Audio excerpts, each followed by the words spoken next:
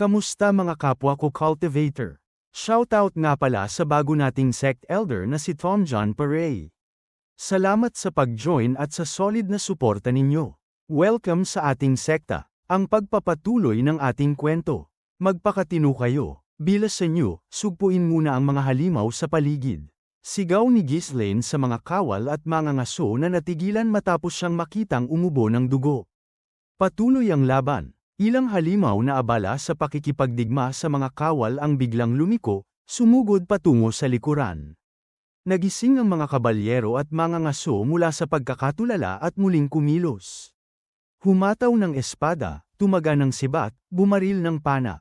Ngunit mabigat ang ekspresyon ng bawat isa. Bakit siya umuubo ng dugo kung hindi naman siya tinamaan? May tinamo ba siyang sugat nang hindi namin namamalayan?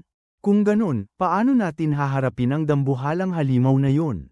Ang pag-aalinlangan ay parang usok na pumasok sa kanilang isipan. May ilan pang nag-isip kung dapat na ba silang umatras. Splat! Pinugutan ni Kaur ang halimaw na muntik nang makalapit kay Ghislaine. Hingal at may kaba, nagsalita siya, "My lord. Anong nangyayari? Natatakot ba kayo? Bakit bigla kayong nanghihina?" Nanlamig ang kanyang batok. Nakita na niya ang ganitong sintomas noong laban nila sa Blood Python. Noon, ginamit ni Ghislaine ang napakalaking kapangyarihan at pagkatapos, bumagsak ng walang malay ng mahigit isang araw. Demonyo, uulitin na naman ba ito? Sobra na naman ba ang ginamit niya? Ngunit iba ang pagkakataong ito. Noon, nalasan siya mula sa loob ng katawan ng halimaw. Ngayon, malinaw na siya mismo ang nauupo sa sobrang paggamit ng lakas. Sa tabi nila, nakakalat na ang mga sibat na kanina'y lumilipad sa paligid ni Ghislaine. Wala nang natira, patunay na ubos na ang kanyang lakas. Mabilis niyang pinahid ang dugo sa mukha at malamig na nagsalita. "Masakit ang buong katawan ko ngayon. Kung ganun, paano ang halimaw na paparating? Ikaw ang bahala, kaya mo yan mag-isa." Nanlaki ang mga mata ni Kaur. "Paano ko matatalo mag-isa ang ganong klaseng halimaw? Muli ka bang natatakot?" "Hindi ako natatakot. Kung ganun, lumaban ka. Sigurado akong kakayanin mo. Wala nang oras. Kumilos ka." Boom! Boom! Boom! Parang lindol ang yapak ng twin-headed ogre na sumugod. Napakalaki, tanda ng punong kahoy na ginawang pamalo, at tinatapon pa sa ere ang ibang halimaw sa daan. Nag-atrasan ang mga kabalyero't mga ngaso. "Peste! Paano natin haharapin yan? Sabayan na lang ba nating lahat? Paano ang iba pang halimaw? Pag nagsama-sama tayo roon, lalamunin tayo ng mga natira." Alam ng lahat ang katotohanan, kahit 12-dosenang kabalyero, walang katiyakang matatalo ang isang ogre. Kaya nga tinatawag itong pinuno ng mga bundok at kagubatan. Ngunit ito'y hindi lamang ordinaryong ogre. Ito'y isang twin-headed ogre, mas matalino, mas mabilis, at mas mabangis. Kung lahat sila'y sabay-sabay na sumalakay, tiyak na kalahati sa kanila ang mamamatay. At ngayong hindi makakilos ng husto si Ghislaine, ang susunod na pinakamalakas na naroon ay walang iba kundi si Kaur. Lahat ng mata ay sabay na napako sa kanya. Bakit ako ang tinitingnan niyo?" Gulat na sigaw niya. Wala siyang tiwala sa sarili. Kahit kailan, hindi siya naghangad ng ganung laban mag-isa. "Gra!" Umalingaw-ngaw ang sigaw ng halimaw. Nasa harapan na nila ito. Sa tindi ng presensya nito, pati mga maliliit na halimaw ay umurong. Hap! Muling umubo ng dugo si Ghislaine at napasigaw, "Bilasan mo, Kaur. Ikaw lang ang makapipigil dyan." Nanginginig ang loob ni Kaur. Unang beses niyang nakita ang kanyang Panginoon na tila ba umaasa sa kanya. Ang haligi ng bakal na hindi kailanman natitinag, ngayon ay humihingi ng tulong. Hindi siya kailanman pinagtibay ng ganoong tiwala. At sa wakas, dumating ang pagkakataon. "Buwisit, akin na to." Whoosh! Bumaba ang dambuhalang pamalo. Crash! Sumalubong si Kaur gamit ang kanyang malaking espada. Ang bigat ng hampas ay halos sumira sa kanyang mga bisig. Naramdaman niyang parang ginigiling ang laman loob niya. Walang laban ang lakas niya sa halimaw. Kaya't umatras siya, umaasa na sa bilis. Clang! Clang! Mulit-muling sumalakay ang ogre, masyadong mabilis para sa laki nito. Sa bawat pagharang, natatangay ang katawan ni Kaur at itinatapon sa lupa. "Mamamatay ako ngayon." Ngunit mariing kumagat siya sa labi. Ako lang ang makakagawa nito. Kung hindi siya, sino? Ang kanyang lord ay sugatan, ang iba'y abala sa ibang halimaw. Kung hindi siya, wala nang iba. Lord, umatras na muna kayo. Mga kasama, ingatan ang lord at, hoy, Kaur na ang bahala sa ogre. Kayo, linisin niyo na ang paligid. Singit ni Ghislaine, sabay abante ulit laban sa mga maliliit na halimaw. Napanganga si Kaur, pero, hindi siya pinansin ng iba. Lahat ay nakatuon na kay Ghislaine. Buwisit, wala nang mapagpipilian. Ang halimaw ay patuloy na sumusugod. Muling sumalpok ang pamalo at pinilit niyang harangin. Crack! Arg! Nabali ang kanyang braso kahit pinalakas ng mana. Damaloy ang dugo sa bibig niya, halos mabali ang kanyang laman loob. Ngunit hindi siya umatras. Sa halip, nagningning ang mga mata niya ng halimaw na tila nababalutan ng kabaliwan. Pumatay ka na ah! Itinodo niya ang lahat ng mana sa espada, isinugal ang lahat. Slash! Sa unang pagkakataon, nabutas niya ng malalim ang dibdib ng halimaw. Gra! Umalingaw-ngaw ang nakabibinging sigaw nito, nagwawala sa sakit. Sa bawat palo ng pamaloy mas nagiging marahas ngunit mas madaling iwasan. At doon, isang kaisipan ang tumimo sa isip ni Kaur, isang pader. Ang ogre ay tila napakalaking pader, nakaharang sa buong buhay niya. Isang hadlang na imposible yatang give-in. Ngunit sa halip na umatras, ngumiti siya. Hindi mahalaga kung matalo ko ito o hindi. Ang mahalaga, susubukan kong wasakin ang pader na ito. Clang! Clang! Muling nagbanggaan ang espada at pamalo. Tadtad ng sugat si Kaur, duguan, halos bumigay ang katawan. Ngunit sa bawat hakbang, mas lalong umiigting ang kanyang paninindigan. At sa gitna ng lahat, muling narinig niya ang tinig ni Ghislaine, na ibigay ko na sa iyo ang lahat ng kulang. Ang kailangan mo na lang ay pag-isahin ang lahat ng iyon. Kung ikaw, kaya mo. Gumawa ka ng sarili mong landas. Sa isang iglap, nagbago ang paggalaw ng kanyang espada. Hindi na ito basta suntok ng galit o biglang liko ng sandata. Ito'y sariling landas na nilikha niya. Bunga ng dugo, pawis, at panganib. Swish! Nahanap ng kanyang espada ang nag-iisang kahinaan sa dambuhalang halimaw. Slice! Na, putol ko, bulong niya. Bumukas ang malalim na hiwa. At bago pa makabawi, bumagsak ang twin-headed ogre, ngayon ay wala ng ulo. Grrrg! Bumagsak ang dalawang pugot na ulo, bumubulwak ang mabula at malapot na dugo, kasabay ng mapurol na tunog ng dam-aikit sa lupa. Boom! Sumunod, gumuho ang dambuhalang katawan ng twin-headed ogre, yumanig ang buong paligid sa lakas ng pagbagsak. Kalunos-lunos ang anyo ng bangkay. Panito ng malalalim na hiwa, punit-punit, halos hindi na makilala ang anyo. Lahat ng bakas ay patunay ng mabangis at walang patid na mga atake ng espada ni Kaur habang tila nasa isang tranza. Pinasa ni Kaur ang walang habas na pagsalakay ng ogre. Nakaiwas at nakipagsabayan, itinaya ang sariling buhay sa bawat iglap. Ngunit ang kanyang tinaga ay hindi lamang isang halimaw, ito'y isang pader. Ang pader na matagal nang humaharang sa kanyang landas, at ngayon, sa unang pagkakataon, ay kanyang napagtagumpayan. Nataman ko na, isang ngiti ang dahan-daang sumilay sa kanyang labi. Napatumba niya ang isang nilalang na noon ay tila imposibleng mangyari. Kung dati, susugod lang siya ng walang plano at agad masasadlak sa kamatayan. Pero ngayon, piniga niya ang lahat ng natutunan at nakayanan para sa tagumpay. Hey, alam kong ako ang pinakamalakas. Sa mukha siya ng dugo at tuluyang napaluhod sa lupa. Saka lamang niya napansin ang kalagayan ng sarili.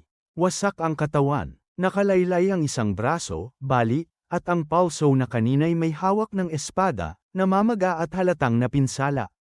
Bawat kalamnan ay sumisigaw ng sakit, parang pinunit-punit. Kahit sinikap niyang makaiwas, ilang ulit siyang napilitang seluhin ang bigat ng ogre.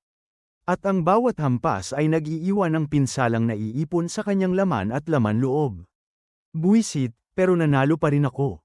Gaano ba kalakas ang ogre na yon? Uwa! Muling nagsuka ng dugo si Kaur, pinilit idilat ang mga mata na halos mapapikit na sa sobrang hilo. Saglit niyang iginala ang paningin sa paligid. Gaano katagal akong nakipaglaban? Habang siya'y nakikipagpatayan sa ogre, halos maubos na pala ang ibang halimaw. Ang mga kawal ng Tyrian at ilang mangangaso na lang ang tumatapos sa mga natitira. Hindi niya namalayan kung gaano karaming oras ang lumipas, ngunit malinaw na ginugol ni Ghislaine at ng iba pa ang oras sa paglilinis ng buong larangan.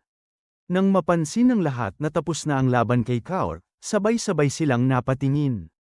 At doon sumabog ang isang napakalakas na hiyawan.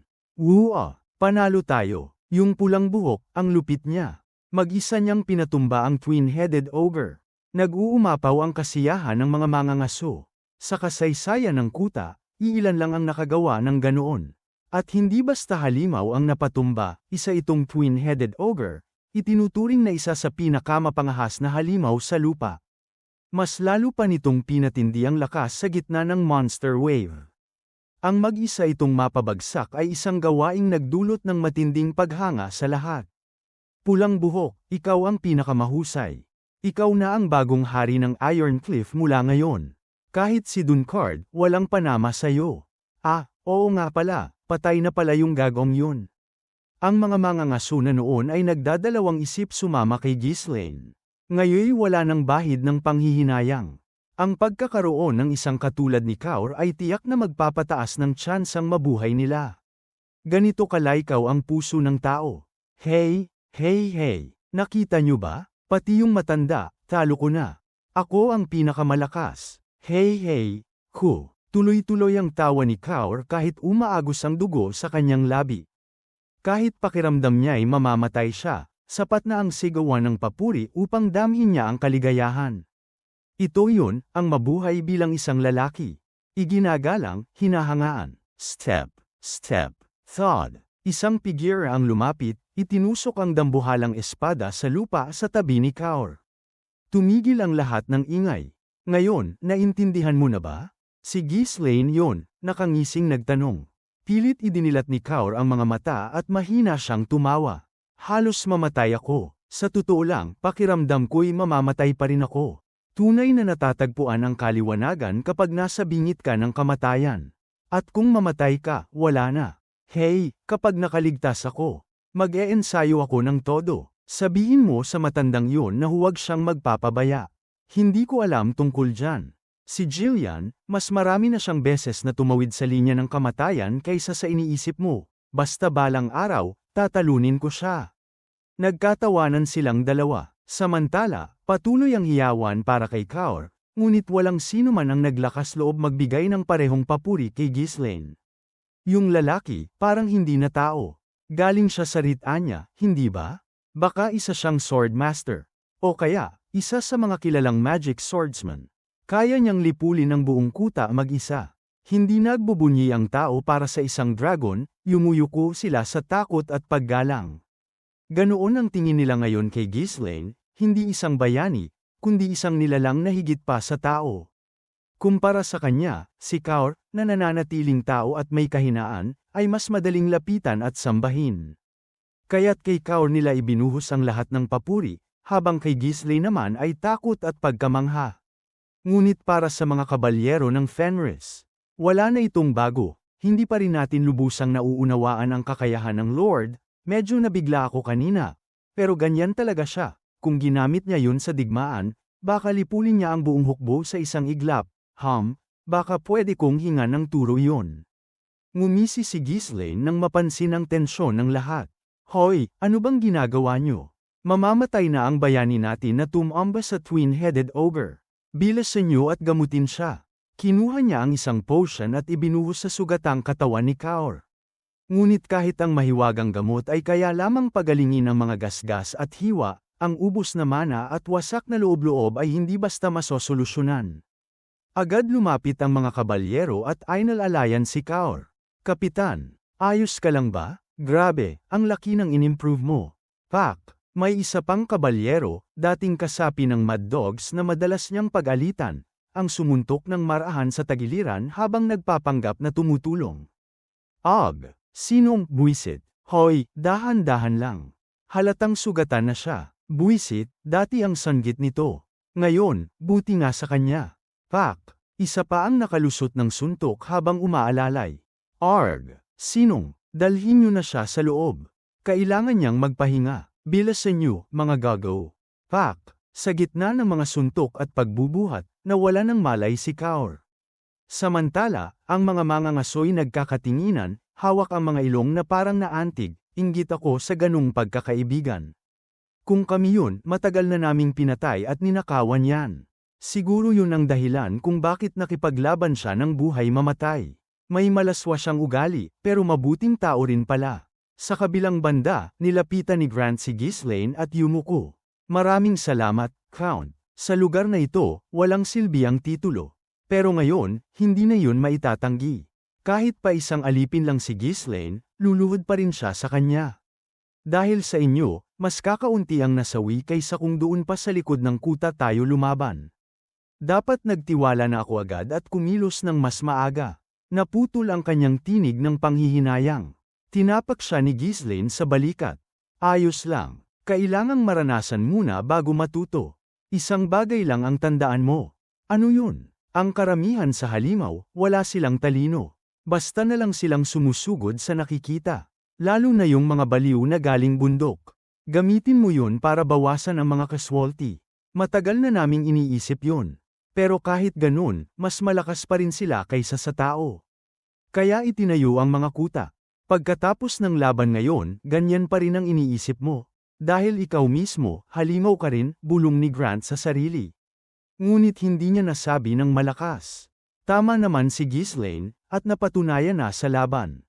Pero ramdam din niyang hindi ito magagawa ng kahit sino kung wala siya. Hindi mo kailangan ng katulad ko. Magpatayo ka ng mga daan sa magkabilang gilid ng kuta para sa kabalyeriya. Ha, dahil habol lang ng habol ang mga halimaw sa nasa harap nila, madaling hatiin ng mabilis na kabalyeriya ang kanilang hanay. Una, gamitin ang mabibigat na armas para sa atake. Kapag lumapit na, hayaang iligan ng kabalyeriya ang mga halimaw. Saka magbuo ng pormasayon. Mas maigi yun kaysa mag-aksaya ng buhay sa masisikip na pader.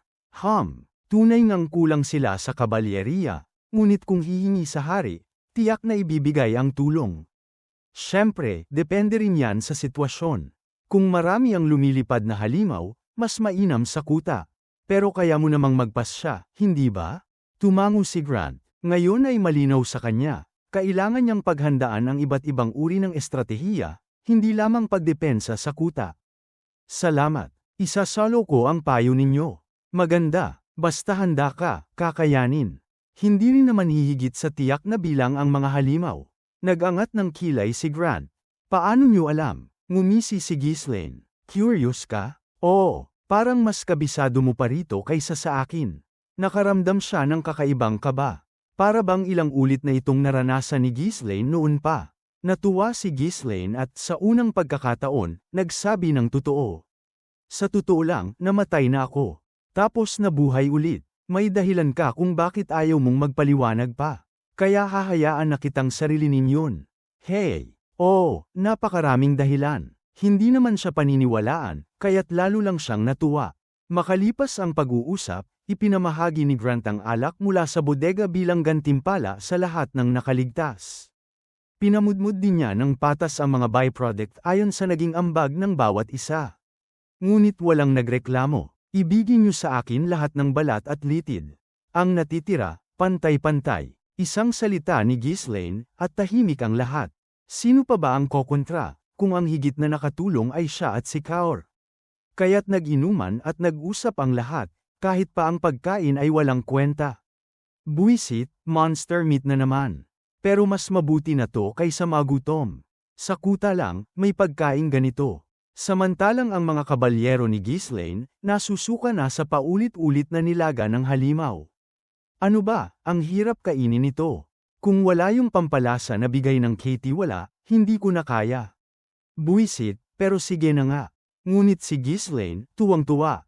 Ano, masama lasa? Noon, wala ngang makain ng tao. Mas mabuti na to. Lord, parang matanda kayo kung magsalita. At sa gitna ng kanilang pagkain, dumating ang sorpresa.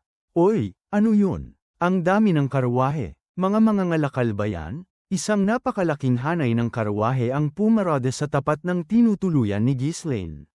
Isa-isang ibinaba ang napakaraming sako ng trigo at sariwang karne. Ang nagdala ng mga supply ng pagkain ay si Lowell. Kasama niya ang 100 kabalyero at 1,000 sundalo. Dahil napakalaki ng dalang pagkain, kailangan ng sapat na puwersang magbabantay dito. Bagaman halatang pagod, agad siyang lumapit kay Ghislaine. Maayos ka ba? Ang dalang pagkain na ito ay sapat para pakainin ang buong kuta ng ilang buwan. Sisiguraduhin kong madadala ko ito sa oras muli sa susunod. Ano, bakit ikaw mismo ang nagdala?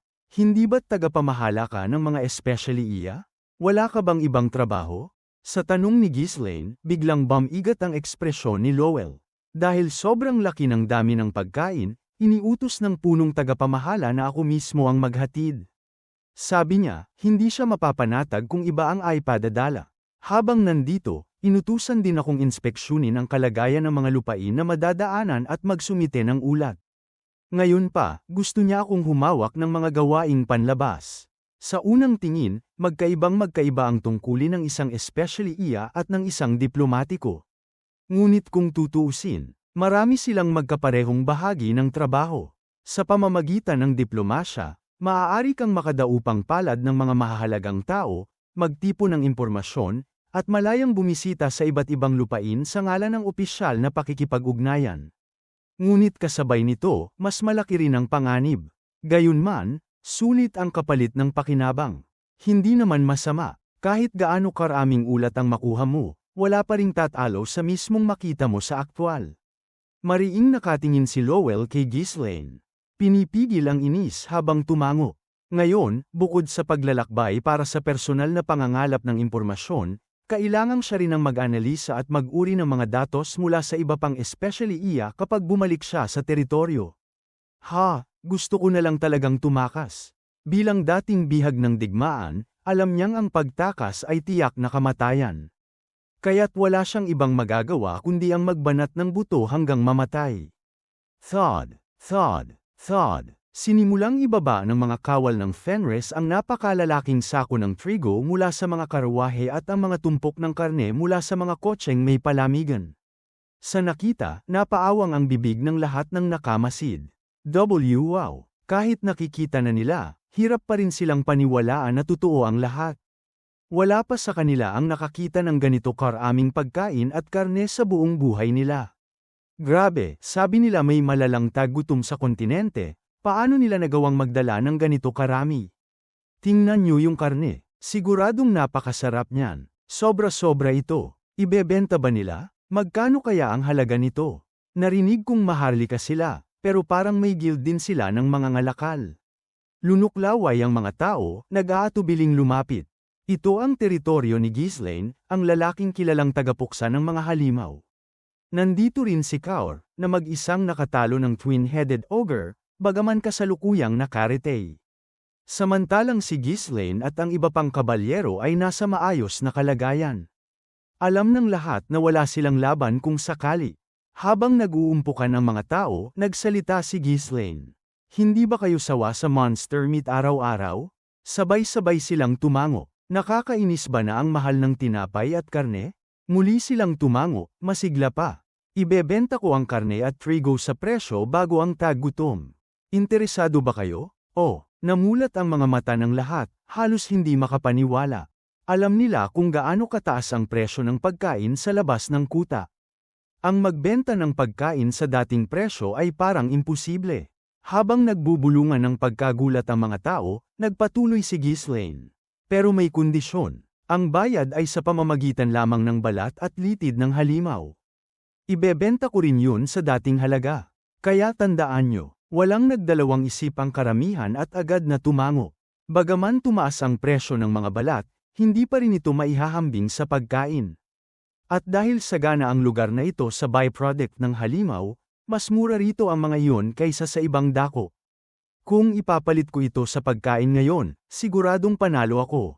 Ang dami ko pang ibang byproducts na pwede kong ibenta. Ayoko na talagang kumain ng monster meat. Agad-agad, nagtakbuhan ang mga mangangaso papunta sa kanilang imbakan. Dala-dala ang lahat ng balat na mayroon sila.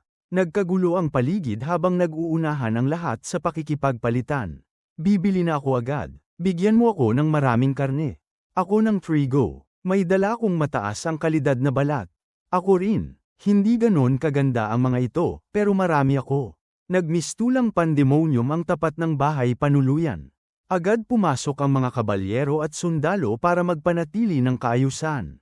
Samantala, lumingon si Ghislaine kay Lowell. Sige, simulan mo na ang palitan. Ako, ikaw lang ang may alam ng eksaktong dami. At isa pa, mabilis ka sa pagkukwenta. Tama ka, sikat si Lowell sa buong teritoryo dahil sa kanyang bilis sa pagkalkula. Bagaman minsan may maliliit na pagkakamali, ang galing niyang ito ang minsang nagligtas ng kanyang buhay. Kahit pagod mula sa biyahe, agad niyang sinimulan ang pagtala ng mga transaksyon. Dahil dito, sandamakmak na balat at litid ng halimaw ang naipon sa loob ng maikling panahon. Habang pinagmamasdan ang lahat, tumango-tango si Ghislaine. Kung ipagpapatuloy natin ang pangangaso at ipapalit sa pagkain ang mga materyales, hindi tayo mauubusan ng supply ng balat at litid.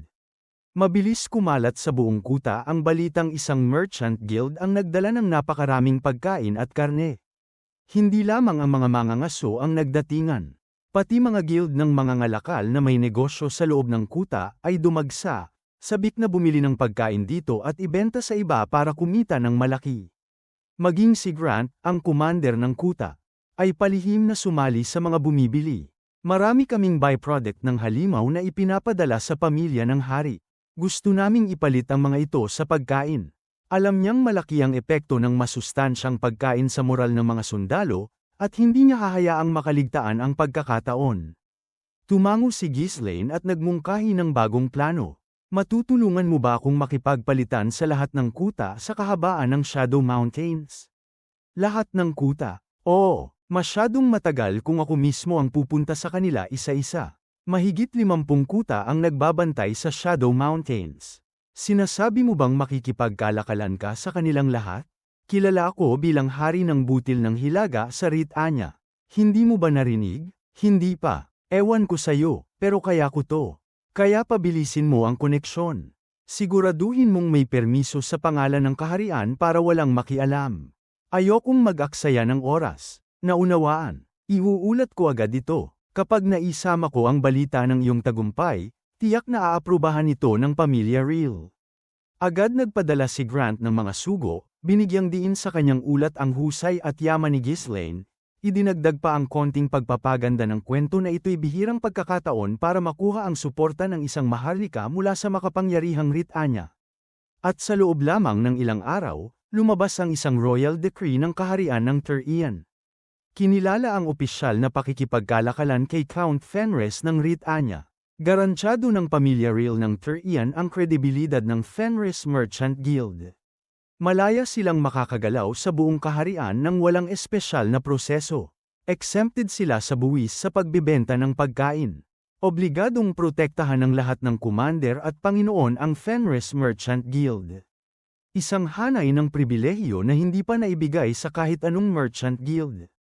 At sa tulong ni Grant at sa katayuan ni Ghislaine bilang isang maharlika mula sa Ritanya, lubusang sinuportahan ito ng pamilya Real ng Tyrian. Ngumiti si Ghislaine, lubos na nasiyahan. Alam kong magagawa ni Grant ang ganito. Sa pagbalik niya sa Fenris, natanggap niya ang mga ulat tungkol sa progreso ng mga proyekto, ang kalsada, ang arrow delivery, ang produksyon ng galvanium, mga sakahan, mga pabrika, at ang pag-unlad ng pamumuhay ng mga tao. Lahat ay tumataas, lahat ay lumalago. At matapos ang lahat ng iyon, mariing nagwika si Ghislaine. Maganda, mas matibay na ngayon ang pundasyon kaysa dati. Alam niyo na ang kasunod, hindi ba? Natahimik ang lahat, may kutob na sila, ngunit hindi nila kayang sabihin. Diretsyong siya na mismo ang nagpatuloy. Panahon na para muling maghanda sa digmaan, hindi ba? Sa inaasahang salita, napabuntong hininga ang lahat ng kanyang tagapagsilbi, mabibigat ang mga mukha. Hindi pinansin ni Ghislaine ang mga reaksyon ng kanyang mga tagapagsilbi at nagpatuloy sa pagsasalita. Ano ang pinakahuling ulat tungkol sa ating hukbo? Batid na ng lahat ang tinutukoy ng kanilang Panginoon. Sanay na sila sa kakaibang gawin nito. Kapag may kailangan si Ghislaine, may mabubugbog. Kapag may inihahanda si Ghislaine, may mabubugbog din. At ngayong tapos na ang mga paghahanda, panahon na naman para may mabugbog. Dahil dito, wala na silang sinubukang tutol pa. Ang lahat ng sundalo ay may kumpletong kasangkapang gawa sa galvanium. Ayon sa utos mo, sinanay sila ng husto sa pangangabayo, pana, at iba't ibang paraan ng pakikipaglaban, kahit anong unit pa sila nabibilang. May mga itinayong pasilidad militar gaya ng mga barracks at palaruan sa bawat lungsod at kuta. Ngunit sobra-sobra na ang nagawa natin, mas marami ang bakante kaysa sa tunay na nagagamit dahil kulang pa ang bilang ng tropa. Nagsimula na rin kaming magbigay ng batayang pagsasanay para sa mga mamamayan sakaling kailanganin silang ipatawag bilang sundalo. Sa ngayon, umaabot na sa 4,000 ang kabuuang puwersa ng Fenris, kabilang ang mga kabalyero at sundalong unti-unting na-recruit. Mas marami pa ito kaysa kay Ferdium, ang sariling ama ni Ghislaine, na siyang dating pinuno ng kanilang angkan. Sa buong kaharian, iilan lamang na mga estate ang maihahambing sa lakas na ito. Ngunit kahit malaki na ang bilang na iyon, hindi pa rin ito sapat para tapatan ang isang ducal family. Sa katunayan, kalahati lang ito ng lakas ni Count Desmond. Kahit pinapanday ang mga piling kabalyero at binubuo ang mga elite troop. Mahirap pa ring pantayan ang labis na diferensya sa bilang. Kung maliit ang hukbo, mas kakaunti ang estratehiyang pwede nilang gamitin, at mas mataas ang posibilidad ng matinding casualty. Kaya't nakakunot noo si Ghislaine nang tanungin si Claude. Bakit ang bagal ng recruitment? Hindi ba't aktibo naman tayong nag-aalok? Wala bang epekto? Marami kasing sabay-sabay na nangyayari. Mas inuna natin ang pagkuha ng mga manggagawa at pagpapaunlad ng lupain. At karamihan ng mga mamamayan ay mas gusto pa ring magtrabaho at kumita kaysa pumasok bilang sundalo. Kaunti lang talaga ang kusang sumasali. Kailangan nating maghanap ng paraan para rito. Pero lahat kayo, alam naman na siguradong may digmaang sibil, hindi ba? Mula ngayon, maghanda ng lubusan. Tutukan ang pagsasanay at ang mga supply ng militar. Alam na rin ng lahat ang kahihinatnan. Suportado ni Ghislaine ang Pax Iyong Realista. Pinatay na niya si Count Caboldi ng Pax Iyong Ducal at inangkin ang kanyang lupain. Bilang tugon, sinubukan na siyang atakihin ni Count Desmond. Ang lahat ng ito ay lalong nagpatingkad sa banggaan ng Royal at Ducal factions. Ang digmaan ay halos tiyak na. Kamot ulo si Claude at nagsabi, lagi namang nasa isip namin ang posibilidad ng digmaan. Ang tanong na lang, paano tayo kikilos? Alam nilang kung tatagal ang laban, kailangang manatiling maunlad ang teritoryo. Kaya lahat ng proyekto ng Fenris ay may nakatagong layunin, ang palakasin ang hukbo. Ngayon na malinaw ang kalaban, tiyak na uunahin nila ang ganitong paghahanda. Mabuti, ipagpatuloy nyo. Ano ang sitwasyon sa mga kalapit na estate?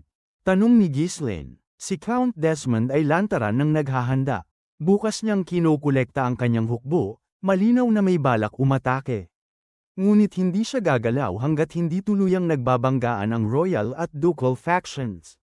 Hindi gagalaw si Desmond ng mag-isa, lalo na't nariyan si Marquis Branford. At si Amelia, patuloy ang girian niya kay Baron Valois. Halatang nag-iingat siya, marahil dahil nakatingin lang ang mga Panginoon sa hilaga, nag-aabang ng tsansa. Napatawa si Ghislaine. Dahil sa kanya, nabulilyoso ang plano ni Harold, napaaga ang pag-aalsa ni Amelia, at pati si Davan ay nakaligtas. Tiyak na pasing-pasing ang babae ngayon. Sa presensya ni Davan, na may mas matibay na karapatan sa pamana, may dahilan ang mga dating kakampi ni Count Raypold para lusubin ang Raypold Estate. At ayon sa kaugalian sa hilaga, bihira lamang tanggapin ang mga babaeng pinuno. Bukod pa rito, nakikipagdigma na siya kay Baron Valois. Kaya't maraming Panginoon ang siguradong nangangarap na gutiin ang kanyang lupain sa gitna ng kaguluhan. At kumusta naman ang Royal at Ducal factions? Tanong pa ni Ghislaine. Ang mga Royalista ay nakatutok sa paggawa ng mga kalsada, bagay na labis na ikinaiinis ng Ducal Lords. Nagsimula na silang magpakat ng sundalo sa mga hangganang malapit sa lupaing hawak ng Royalists. At bilang tugon, naglalagay din ng tropa ang Royalists, sa ngalan ng pagbabantay sa mga kalsadang ginagawa. Talagang mainit na ang sitwasyon. Kahit isang maliit na spark lang, maaari nang sumabog ang laban. At lahat ng ito ay dahil sa kabaliwan, kagalingan ng aming Panginoon. Ngumiti si Ghislaine. Ang mga lord ng ducal faction na katabi ng mga royalist ay siguradong balisa. Kapag natapos ang mga kalsada, pwede nang biglang umatake ang royalists anumang oras. Dahil sa akin, mas mabilis ang lahat kumpara sa nakaraang buhay. Kahit maliit na bagay, pwedeng magsindi ng apoy ng digmaang sibil.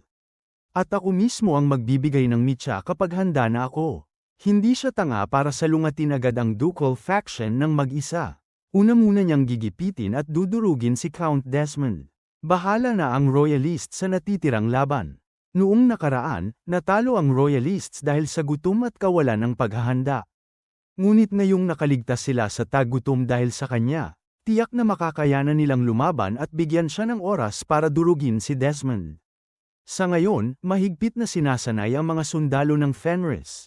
Ang paggawa ng sandata, pagkain, at iba pang gamit ay tumaas ng higit pa kaysa dati. Pero hindi pa rin ito sapat. Ayaw niyang manalo ng sugatan at mahina. Kung ganun, baka lamunin lang siya ng ducal faction sa isang iglap. Kailangan pa niya ng mas maraming sundalo at sandata para magtagumpay laban kay Desmond at tuluyang maaga ang hilaga. Doon pa lang siya makakakuha ng tunay na tuntungan laban sa ducal faction. Kumunat ang labi ni Ghislaine at ngumiti ng mabangis. Simulan ang mas mabilis na recruitment. Target natin, 10,000 sundalo. Panahon na para sumabak sa buong paghahanda para sa digmaang sibil. Ipinakalat agad ang mga paanyaya ng recruitment sa lahat ng dako ng teritoryo. Dahil sanay na ang mga mamamayan sa patuloy na pagpapalakas ng hukbo, hindi na sila gaanong nagulat. Tahimik at payapa ang kanilang pamumuhay, kaya't hindi na nila nararamdaman ang tensyon. Ngunit dahil mabagal ang pagdagdag ng bilang, nagpasya si Ghislaine na bumisita muna kay Galbraith. Gusto niyang makita kung natapos na ang mga kagamitang iniutos niya bago ang pangangaso ng halimaw. Ano, hindi pa rin tapos? Nagpapabeya ba kayo? Pakiusap, konting panahon pa. Lahat ng mago ay nagtatrabaho ng buong lakas.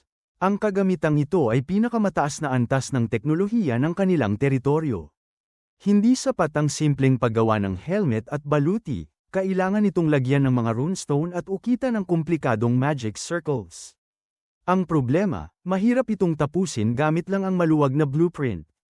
Kapag natapos na ang unang prototype, mas madali nang kopyahin, pero ang unang piraso mismo ang pinakamahirap. At sa totoo lang, nakapagpahinga sila ng ilang araw habang wala si Ghislaine. Ngayon, araw-araw na siyang bumibisita para sumilip. Hindi pa rin tapos? Konti na lang. Ngayon ba? Ay lang araw pa. Kailan matatapos? Malapit na. Habang patuloy na nabibigatan ang loob ng mga manggagawa, nagsisi silang nagpabeya. Anong katangahan ko, nagpaluwag ako ng trabaho. Akala ako madali lang, pero sobrang hirap pala. Sa ugali ng Panginoon, ano bang naisip ko at nag-relax? Kaya't napilitang magpuyat si Galbraith at ang mga duwende. Kasama na ang mga mago. Noong itinayo nila ang incubator, si Vanessa ang matiyagang nagpuwersa sa lahat. Pero ngayon, baligtad ang sitwasyon. Kaya't yumangal si Alfoy. Hoy, akala mo ba tauhan mo ako? Ang dami kong sariling gawain, bakit ako sunod sa Nyern dito? Ha, noong ginagawa natin yung incubator, nagpuyat kami gabi-gabi para sa'yo. At huwag mong sabihin hindi ka rin nagpabeya kasama namin. Sigaw ni Galbraith. Kasi utos yun ng Panginoon, natural na sumunod ako. Utos din to ng Panginoon. Muntik na silang magsagutan, ngunit namagitan si Vanessa. Master Alfoy, huwag na kayong makipagtalo. Totoo namang tumulong ng husto ang mga duwende noon. At kahit papaano, ang Magic Circle ay bahagi pa rin ng tungkulin natin. Napakamot si Alfoy, sabay bulong.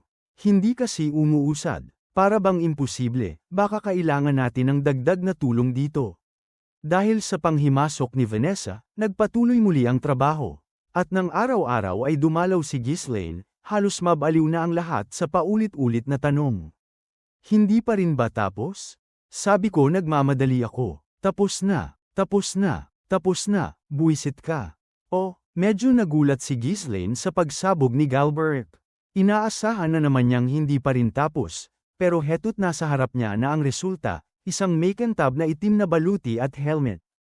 Ito ang obra ng pinakamahusay na panday at mago ng teritoryo, nilaanan ng napakalaking pondo. Agad niyang sinuri yon, gaya ng batang nakatanggap ng laruan. Ngunit seryosong nagpaalala si Galbraith. Ngunit, parang mapanganib ang kagamitang ito. Ngumiti si Ghislaine nang may kasiyahan. Talagang ang kahanga-hanga. Isinuot niya ito, at nang lagyan ng mana. Zing! Umilo ang mga ukit at nag-vibrate ang baluti. Agad lumamig ang loob, gumaan ang katawan, lumakas ang bisig, lumino ang paningin, at tumilim ang pandama. Maganda, isang kagamitang kayang gawing ganap na mandirigma ang kahit sinong baguhan. Ipamahagi agad sa mga kabalyero. Kailangan nilang masanay sa paggamit nito. Magpadala rin ng ilan sa aking mga kakilala sa Ter-Ian. Delikado ito kung may magtataksil. Kahit isa lang, kayang pumatay ng daan-daan. Walang problema, bibigyan ko sila ng espesyal na pagsasanay para hindi man lang sumagi sa isip nila ang pagtataksil. Ngumiti si Ghislaine, taas kamao. Napailing na lang si Galbraith. Kahit gaano kagaling ang baluti, hindi pa rin ito kayang higaitan ang mismong Panginoon. Matapos ang usapan, nagmamadaling aalis sana si Galbraith, ngunit bigla siyang hinawakan ni Ghislaine sa balikat. Ano na naman? Hindi pa tapos. Gagawa tayo ng bagong pana. Marami na tayong pana, at tuloy-tuloy ang pagsasanay. Hindi pangkaraniwang pana. Anong klaseng pana? Mga panang madaling gamitin kahit nakasakay sa kabayo. Gagamitin ito ng mga elf.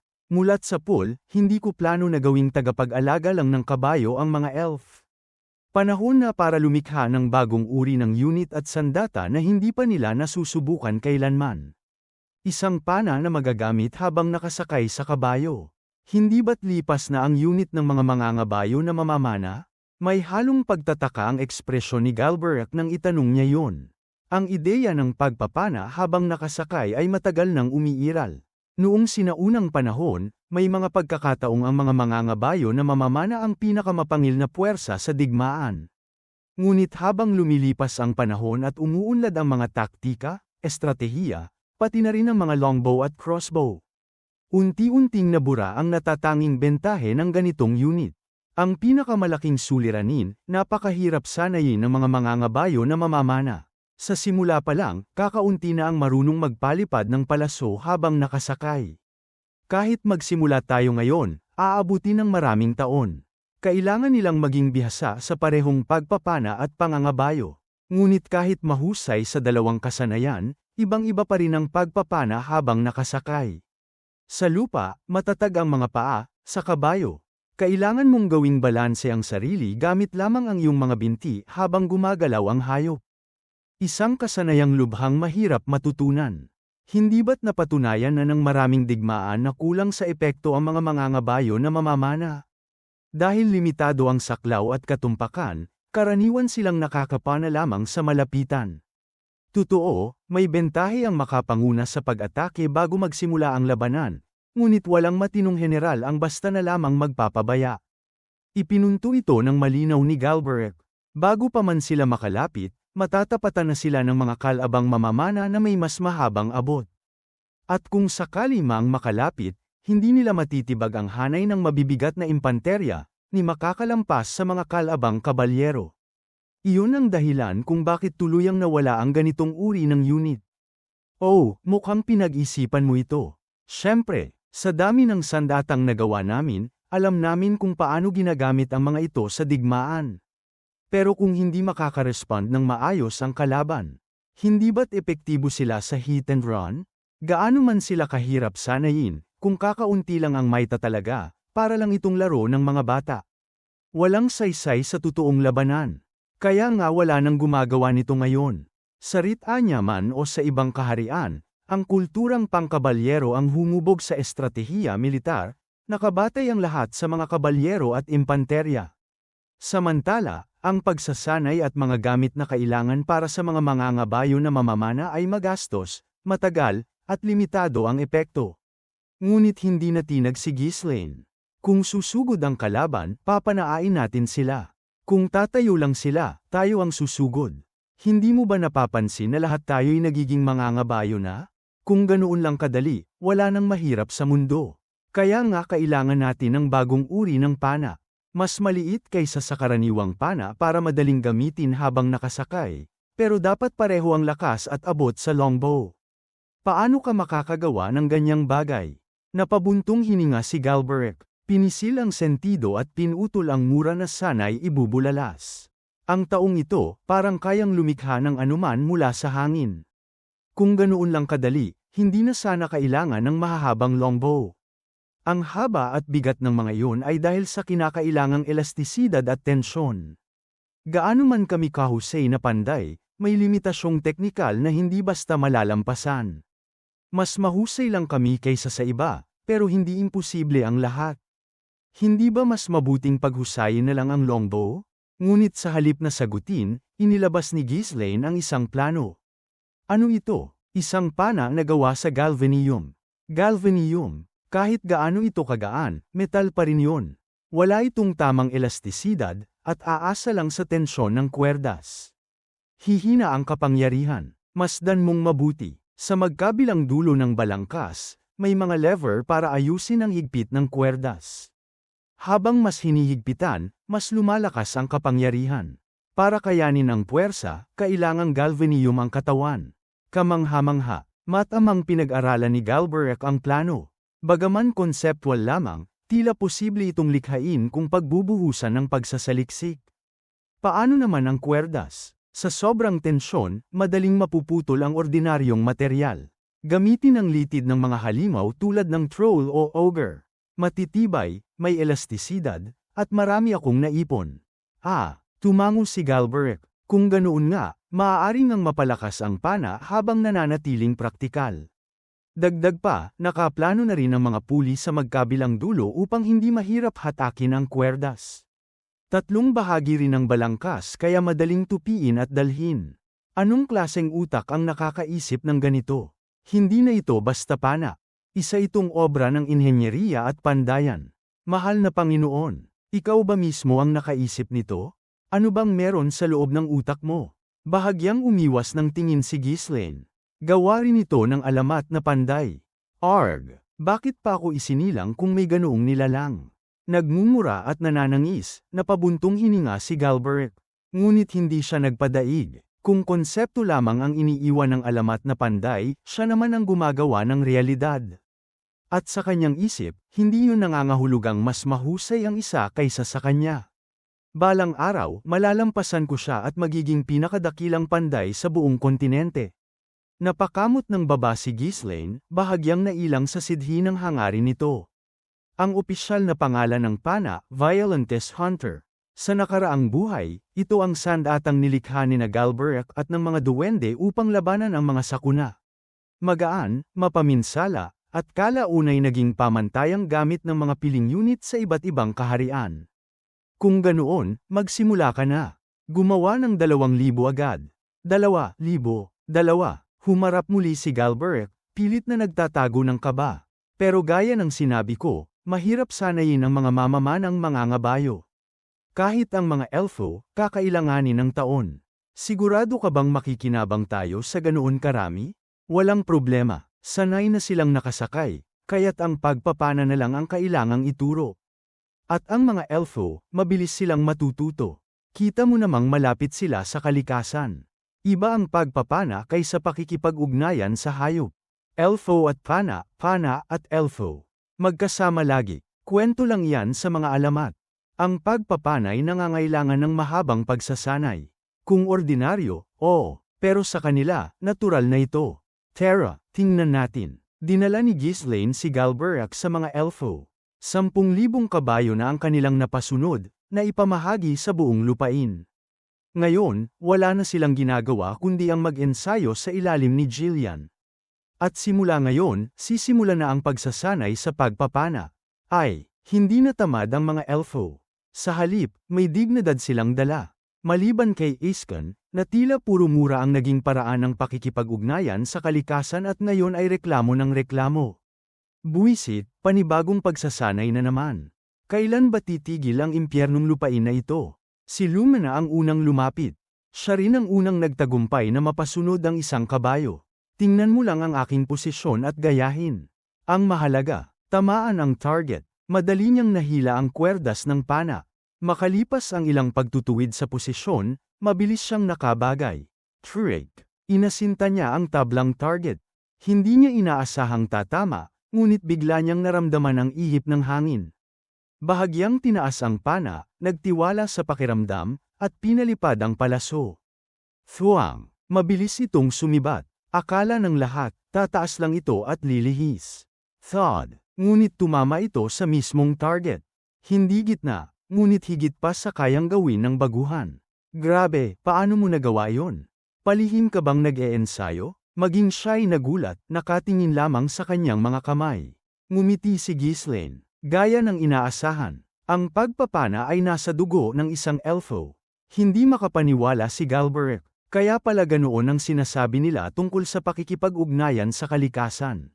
Nang sumunod na sumakay si Lumina at pinakawalan ang palaso, muli itong tumama.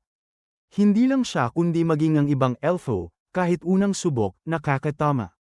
Si Aska naman, sumubok din, ngunit ang palaso niya ay naglakbay patungong kalangitan at nawala. Shibara, mukhang hindi talaga para sa akin. Hamalingging ang kanyang kabayo, para bang pinagtatawanan siya. Ngunit karamihan sa mga elfo ay nagtagumpay, tila balikas na sa kanila ang pagpapana. Ngumisi si Ghislaine. O ano, hindi ba't mabilis silang matututo? Sa mga elfo siguro, pero sa ordinaryong sundalo, mahirap. Natural, pero sa patnubay nila, bibilis din ang lahat. Ang mahalaga, 2,000 mamamana na sabay-sabay magpapakawala ng mga palaso. Sa ganoong bilang, hindi na kailangan ang perpektong katumpakan. Ang ulan ng mga palaso ang sisira sa kaaway. Napabuntong hininga si Galbraith. Kung ganoon, sisimulan ko na ang paggawa. Pero may 4,000 sundalo lang tayo. Balak mo bang gawing higit sa kalahati mamamana? Hindi. May mga bagong recruit pa. Tataas din ang bilang. Pero mabagal ang pag-recruit ayon sa ulat. Ngumiti si Ghislaine, puno ng kumpiyansa. Bibilis din yon. Sa loob ng teritoryo, walang tigil ang pagre-recruit ng mga sundalo. Ngayong pagkakataon, isang malakihang anunsyo ang ipinalabas. Subalit, sa kabila ng lahat, nanatiling mabagal ang pagdami ng mga nagbabalik loob sa hukbo. Ang dahilan, ang pananaw mismo ng mga tao tungkol sa hukbong militar. Hindi ba't sapat na ang laki ng hukbo natin? Madali namang kumita nang hindi nagiging sundalo. Bakit pa ako pupunta sa isang mapanganib na lugar? Tunay nga, kung magsisikap lamang, malaki ang sahod na maaaring makuha. Idagdag pa na napakamura ng pagkain kumpara sa ibang rehiyon. Noong una, hirap na hirap sila sa mga pangunahing pangangailangan. Ngunit ngayon, hindi na ganoon ang sitwasyon. Dumadagsa ang iba't ibang unyo ng mga ngalakal upang makabili ng pagkain, at kapalit nito, nagdadala sila ng samot-saring paninda. Hindi man marangya ang buhay ng karaniwang tao, hindi katulad ng mga maharlika o mayayaman, para sa mga dating halos mamamatay sa kahirapan, sapat na higit pa ito upang maramdaman nilang maayos na ang kanilang pamumuhay. Lahat ng kriminal, nahuhuli at ipinapadala sa tinatawag na Labor Assault Corps, kaya't ligtas at payapa ang paligid. Dahil patuloy ang pag-unlad ng teritoryo, laging may trabaho para sa lahat. Sa taas ng pasahod, marami ang kumakayod lamang hanggang makuha ang sapat na salapi, at pagkatapos ay nagpapahinga na lamang hanggang muling mga ilangan. Ngunit heto ang suliranin, sobra ang kasiyahan ng mga tao. Narinig ko, malaki raw ang bayad kapag sumali bilang sundalo. Oo nga, pero mabigat ang trabaho. Ayos na ako rito, isipin mo na lang ang nakaraan. Tama, malilinis na ang bahay, maayos ang buhay, hindi na tayo nagugutom. Bakit pa mangangahas? Kapag sumiklab ang digmaan, sapilitang kukunin tayong lahat, hindi ba? Dahil sa ganitong pananaw, gaano man kalawak ang teritoryo at karami ang tao, hindi pa rin sapat ang dumadagdag sa hukbo. Si Claude ay halos mawalan na ng pasensya. Alam niyang kakailanganin nila ng higit pang mga sundalo para sa mga digmaang darating. Buwisit, hindi nila alam ang bigat ng sitwasyon. Kakailanganin nating lumaban kina Desmond, ang Ducado, at pati na rin kay Rayfold. Pinaliligiran tayo ng mga kaaway. Ngunit ang mga mamamayan, walang kaalam-alam tungkol sa masalimuot na politika o kung sino-sino ang magiging kalaban. Alam lamang nila na si Ghislaine ay kabilang sa puwersa ng mga royalista, isang balitang sinadya ni Claude na ipakalat upang mapawi ang takot ng masa. Dagdag pa, ang mismong ugnayan sa pamilya real ay nakatulong upang tumatag ang loob ng mga tao. Ginamit ni Claude ang kanyang kapangyarihan bilang punong tagapangasiwa upang magpakalat ng malalaking benepisyo para sa mga sundalo. Recruitment ng hukbo ng Fenris Territory. Walang buwis habang nagseserbisyo. Libreng buong baluti at pinakabagong kagamitan.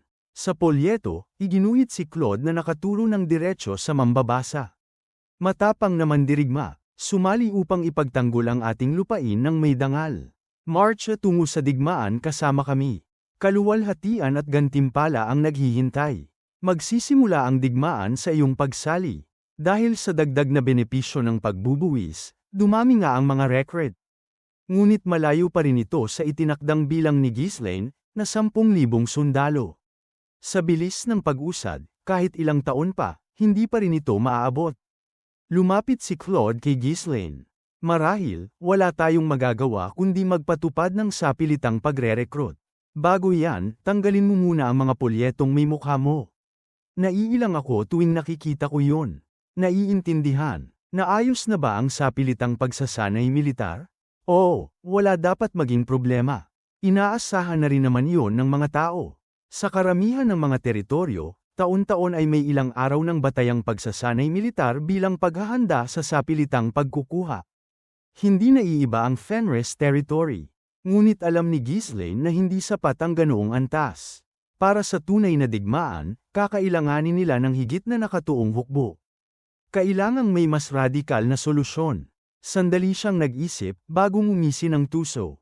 Ang lahat ng ito ay dahil masyado nang naging komportable ang buhay nila. Ni hindi nila alam kung sino ang posibleng kalaban.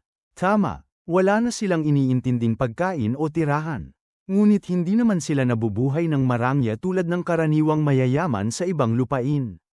Hindi ba? Marami pa ring kakulangan. Dahil galing sila sa matinding kahirapan, kuntento na sila sa ganito.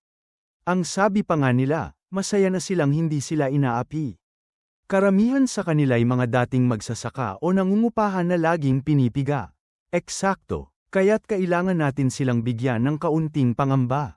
Kung sobra silang kampante dahil walang pang-aapi, tayo na ang mag-aalis ng kanilang kapanatagan. Kung gayon, desidido ka na bang maging isang malupit na pinuno? Bagay nga siguro sa'yo. Nakapagtataka lang at nagtimpi ka hanggang, array. Napangiwi si Claude, hawak ang kanyang noo matapos tamaan ng mana. Ramdam niyang hindi naman siya nagsabi ng mali. Ngunit hindi yun pinansin ni Ghislaine. Kung sapilitang hihilahin natin sila, babagsak ang morale. Ang lakas ng loob ng ating hukbo ay kailangang laging mataas, dahil kapag buo ang loob nila, mas masigasig silang magsasanay. Kaya paano mo balak itaas ang tensyon? May plano na ako, simulan mong ikalat ang mga masamang bulong-bulungan. Sobra ang kapanatagan. Kung ganoon, lumikha ng problema para ayusin. At nanatiling nakapaskil ang tusong ngiti sa labi ni Ghislaine. Sa mga susunod na araw, kumalat ang bulungan. Si Conde Desmond raw, malapit ng sumalakay. Hindi ba't kilala ang kanyang lupain bilang pinakamalakas sa Hilaga? May mga tiktik na raw silang pinapadala rito. Sa bawat pagtitipon, hindi mawala ang usapan tungkol sa posibilidad ng pagsalakay. Matagal nang alam ng mga pinuno ang banta, ngunit sinadya nilang ikubli ito noong una upang manatiling payapa ang pamayanan. Ngunit ngayong nag-uumapaw ang tsismis, hindi na matahimik ang mga tao. Hindi ba't kabilang ang ating Panginoon sa puwersa ng royalista? Hindi ba't ipagtatanggol tayo ng pamilya real? Si Conde Desmond ay nasa panig ng mga duke. Hindi mo ba alam na mas makapangyarihan ang mga yon? Kahibangan. Ang hari ang pinakamalakas. Kaya nga siya ang hari. Ano ka ba, mangmang? Anong sinabi mo? Tinawag mo akong mangmang? Ni hindi ka nga marunong bamasa. Habang lumalago ang pangamba, sumisibol din ang mga pagtatalo. May ilan namang pilit kumakapit sa pag-asa, inaalala ang mga nagawa ni Ghislaine. Hindi ba't kilala ang ating Panginoon bilang mandirigmang di matatawaran? Tiyak na poprotektahan niya tayo. Oo, tinalo niya si Conde Caboldi at nasakop ang lupain na ito. Huwag kang magpaloko, malayo ang agwat ni Desmond kay Caboldi. Hindi siya tinatawag na pinakamalakas sa Hilaga, nang walang dahilan. Naghati ang opinyon ng mga tao. May naniniwalang tiyak ang pagkatalo, may umaasa namang mailigtas sila ng kanilang Panginoon. Ngunit sa kabila ng lahat, karamihan ay nagkikibit-balikat pa rin. Ganyan talaga ang tao, kapag matagal ang kapayapaan, nagiging tila kathang-isip na lamang ang banta ng digmaan. At dito pumasok si Lowell, ang pinuno ng mga espesyaliya. Siya ang pumukaw sa apoy ng tsismis, hindi lamang ipinakalat ang mga bulong, kundi sinadyang palalin pa ang mga ito.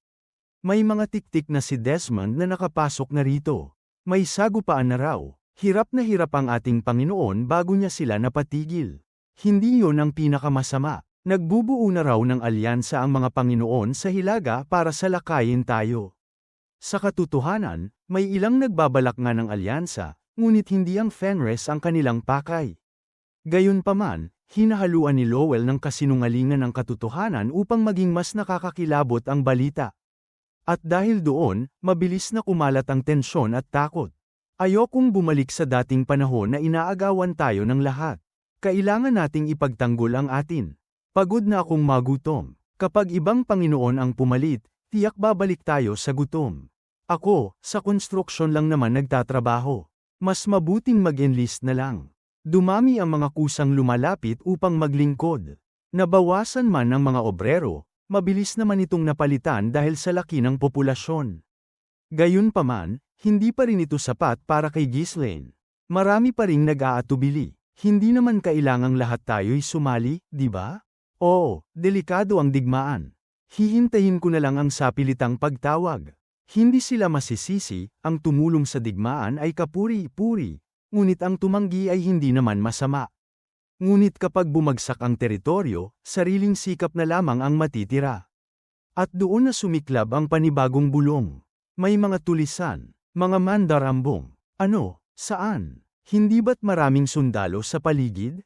Ang karamihan raw ng sundalo ay nakatuon sa Hilaga laban sa mga Panginoon, kaya kakaunti ang natira para magbantay. May mga baryo na raw na winasak. Ninakawan. Dumadagsa na ang mga lumikas. Ang balita ay lalong nagpagimbal sa mga tao. Nasanay silang maniwala na panghabambuhay na ang kapayapaan. Ngunit mali sila. Ang yaman ng Fenris sa pagkain at bakal ay napakalaking tukso, hindi lamang para sa mga maharlika kundi pati na rin sa mga tulisan. Sa takot na maulit ang gutom at pang-aapi, unti-unting dumami pa ang mga nagboluntaryo. Lalong sumikat ang pangalan ng tinatawag na hari ng mga tulisan sa Hilaga. At sino nga ba ito? Isang lalaking nakasuot ng maskara, nakatayo sa isang mababang burol at nakatanaw sa isang baryo. Yan ba ang susunod? Oo, Ginoo, boss. Isa yan sa mga baryong nakatakdang ilikas. Huwag mo akong tawaging Ginoo. Boss lang. Baka may makarinig. Ginagaya natin ng isang pangkat ng tulisan, tandaan mo. Ayos, boss. At ang tinutukoy na hari ng mga tulisan, ay walang iba kundi si Ghislaine mismo, kasama si Claude at 40 kabalyero. Ang usap-usapang 500 armadong tulisan. Wala kundi isang sadyang pinalaking tsismis. Hindi ba mas kapani-paniwala kung may halong katotohanan? Kita mo kung paano nananabik at natatakot ang lahat ngayon. Tanong ni Ghislaine na may tusong ngiti. Napabuntong hininga si Claude. Ikaw na yata ang pinakabaliw na Panginoon sa buong kaharian. Sino ba namang sakupin ang sarili niyang lupain? Ngunit kahit tila katawa-tawa, malinaw ang resulta. Hindi sila pumatay, tanging pagpapahimatay lamang sa mga milisyang samalubong.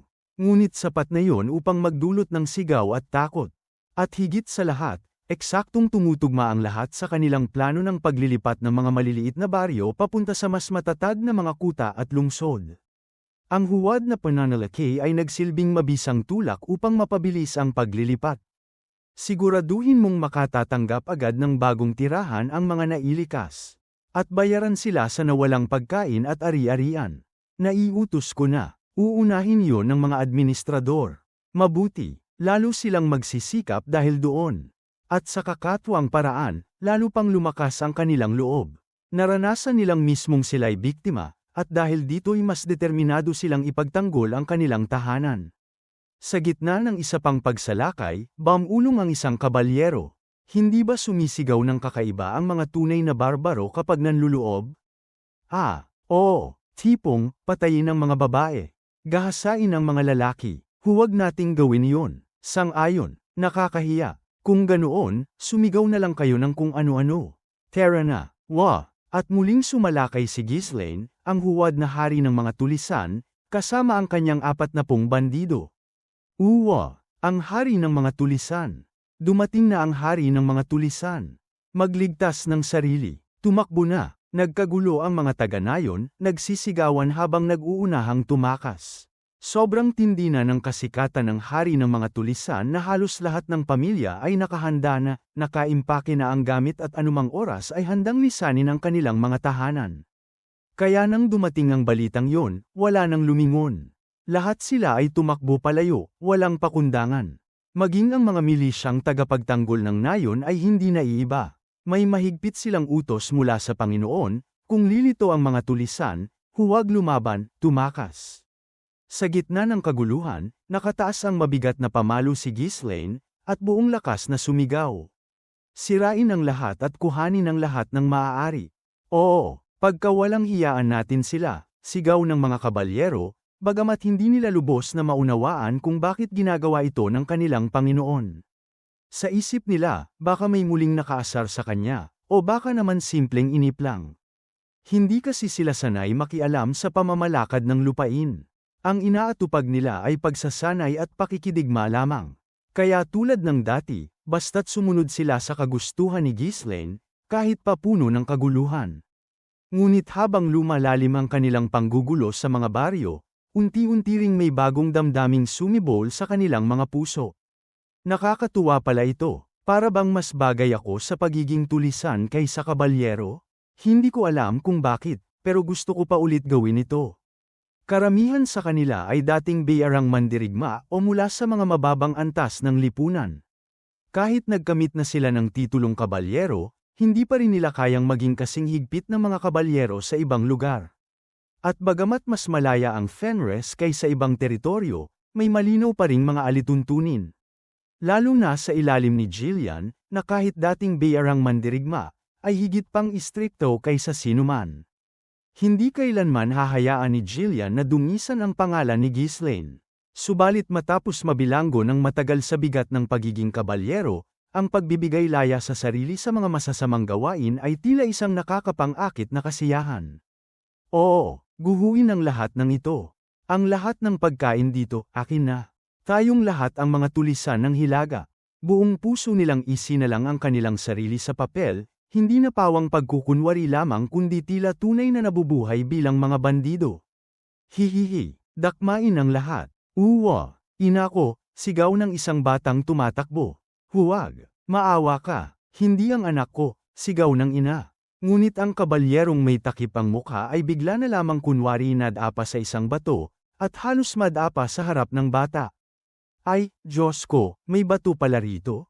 Naluha sa pasasalamat ang ina, at mahigpit na niyakap ang anak bago mabilis na tumakas.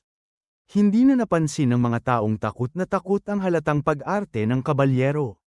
At ganoon nga, itinaboy ng hari ng mga tulisan at ng 40 kasamahan ang mga taga-nayon, kunwari hinahabol pa sila, bago tuluyang sinira ang mga tahanan. Bang, bang, crash! Pinipigilan ang sarili, mariing binulong ni Claude mula sa likod ng maskara. Bilisan nyo! Gawin nyo na at tapusin, nakakahiya ito. Paano kung may makakita sa atin? Bagamat madalas siyang pabaya, si Claude ay isang akademikong nanguna sa kanyang klase noon, isang pantas na may mataas na dangal. Kaya lubos niyang kinasusuklaman ang ganoong klase ng gawain. Subalit ang iba pang kabalyero ay nagkakasayahan.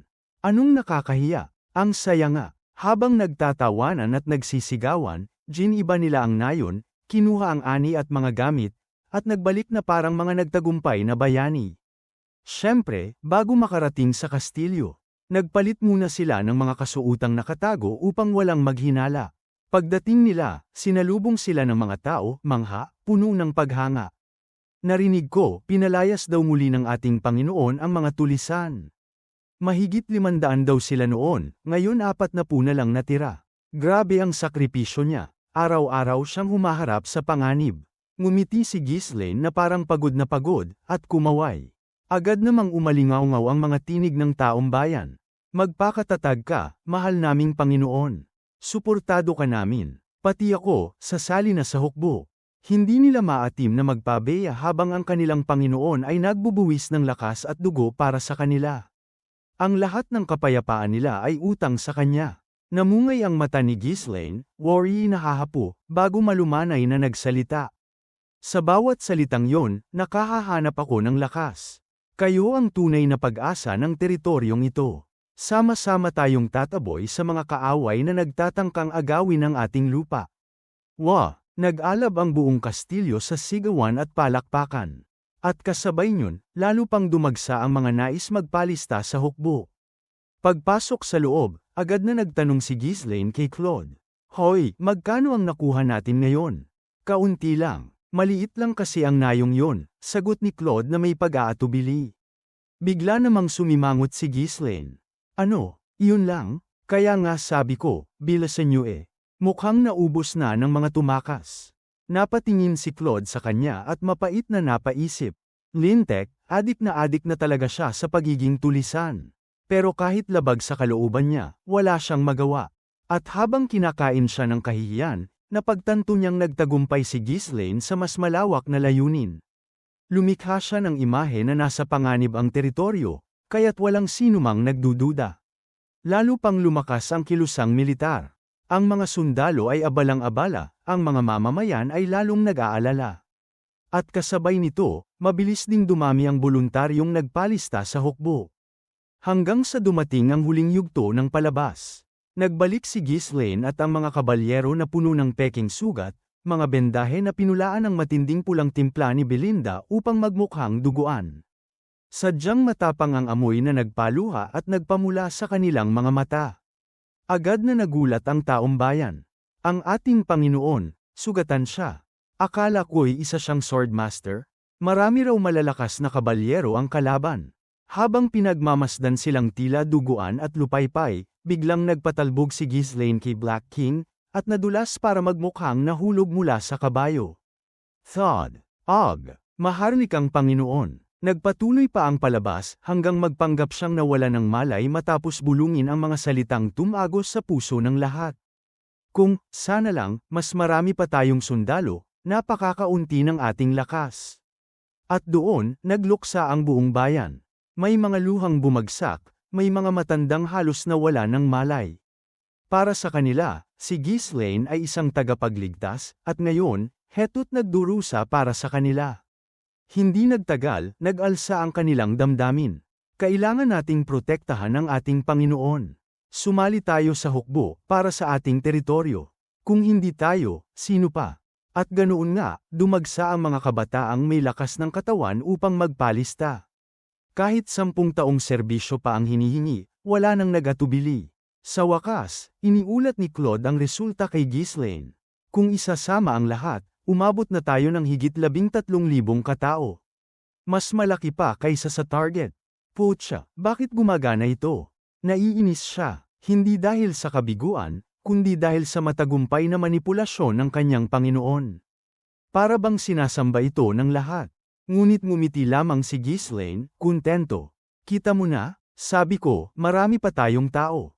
At matapos noon, inilatag niya ang susunod na hakbang, ang malawakang pagsasanay. Hinati ang responsibilidad, inatasan si Jillian na pamunuan ang timog na bahagi, at itinakda ang malinaw na mga layunin, lahat ay matuto ng pangangabayo, at mula roon ay lilikhain ang libu-libong mga mangangabayo at mamamana. 3 buwan lamang ang palugit. Mabigat, ngunit kailangang gawin.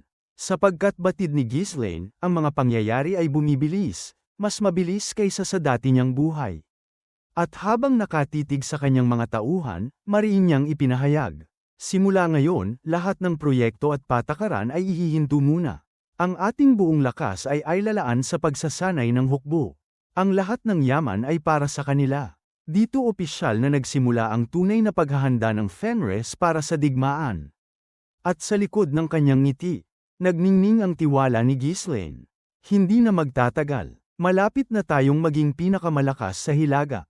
At unti-unti nang natutupad ang kanyang ambisyong sakupin ito.